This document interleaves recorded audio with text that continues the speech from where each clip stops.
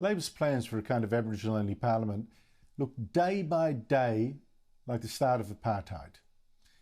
Today, for instance, I've warned it's a mistake to just ignore Green Senator Lydia Thorpe as some sort of race-baiting, attention-seeking extremist who even called her own white father a racist. All that's true. But yesterday I said Thorpe is actually the Justice spokesman for the Greens, which won nearly 13% of the vote, and she would be promoted by the media. So you've got to treat her seriously. And sure enough, today the Age newspaper gave her space to write an opinion piece, it was a news piece too, to let her argue what's been obvious for years. If there is an Aboriginal-only parliament, that is just the start. How about treaties with all the hundreds of so-called Aboriginal nations? That's what she wants, Lydia Thorpe. And when it comes to treaties for Thorpe and the people pushing her, what's on the table is Aboriginal sovereignty, creating Aboriginal nations in law, so kind of apartheid. Now, Thorpe herself has made clear that she owes no allegiance to our Queen or to our Constitution when she last week made a big joke of swearing her oath of allegiance to the Queen, that she called the coloniser. I, Sovereign Lydia Thorpe, do solemnly and sincerely affirm and declare that I will be faithful and I bear true allegiance to the colonising Her Majesty Queen Elizabeth II. Senator Thorpe. And today in the Age newspaper, Thorpe writes, yeah, it's true. When I swore allegiance in the Senate last week, I identified myself as a sovereign woman. And she said, as Aboriginal woman Phoebe McElwraith writes, my sovereignty predates the creation of the English language. No parliamentary oath could ever take that away from me.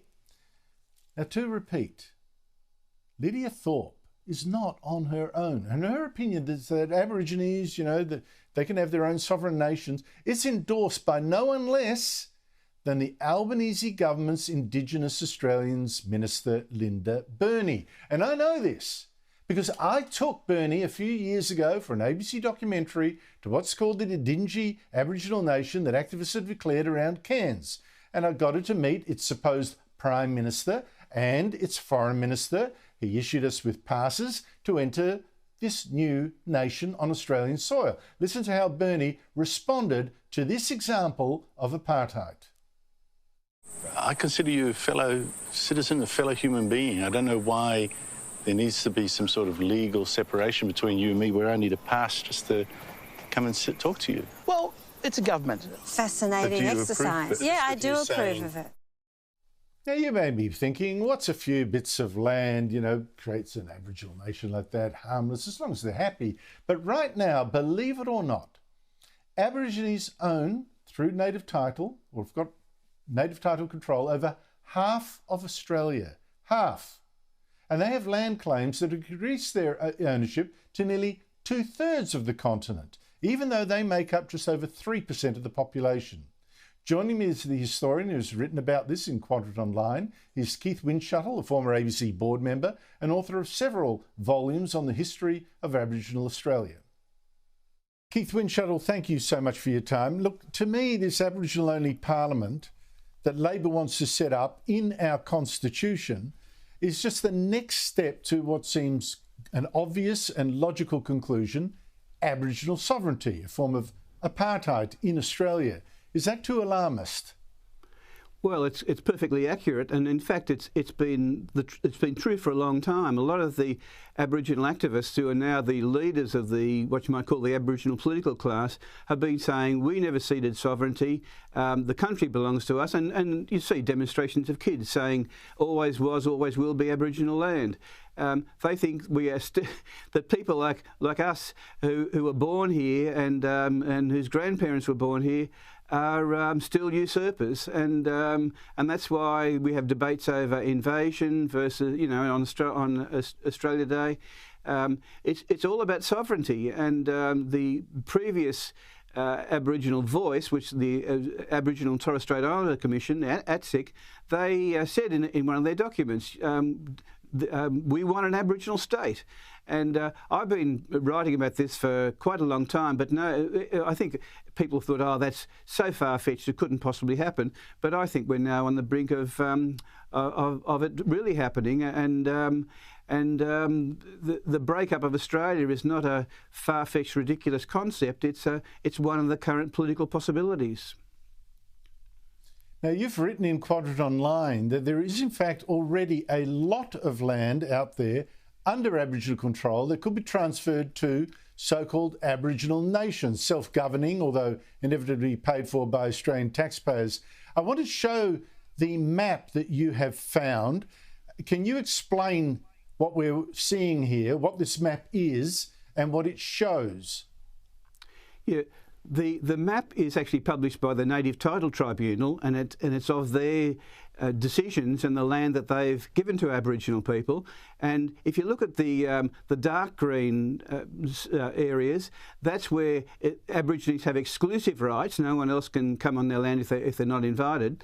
The lighter green areas are those that are non-exclusive, which means they're usually pastoral leaseholds or mining leaseholds, and Aborigines can do whatever they want to do on it, but they also have to, do deals with the other users.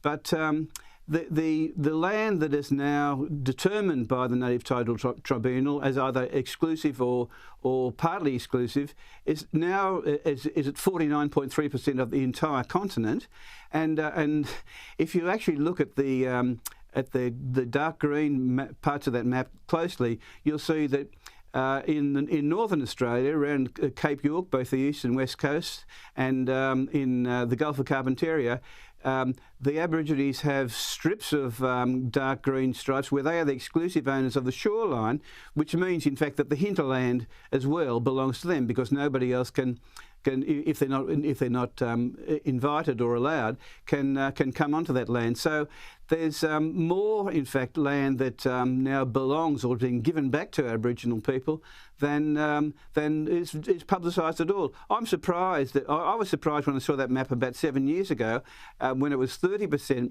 of the land that had been determined as under native title, and now it's 49.3%, and there's another 13% or so. It'll be eventually be 61 or 61% of the continent that on current native title cases, which will be Aboriginal lands, more than the rest of us. The rest of us, what we have to share amongst ourselves is 37.3% of the continent, which is, in my view, of who has the who provides the most resources and income and capital. It's us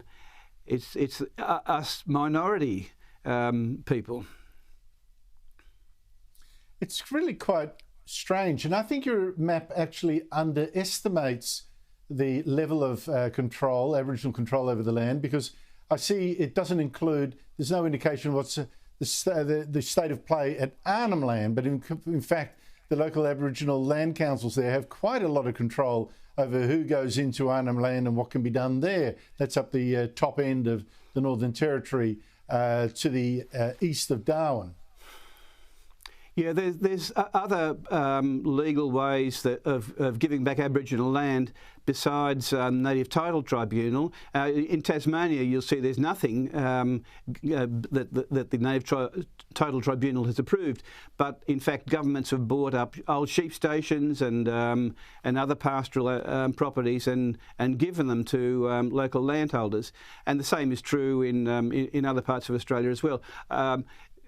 No one has yet put together a total map of the whole thing, but I think most people would be surprised to see how extensive this process has gone on since native title was first defined into existence by the High Court in, 1992, I think it was.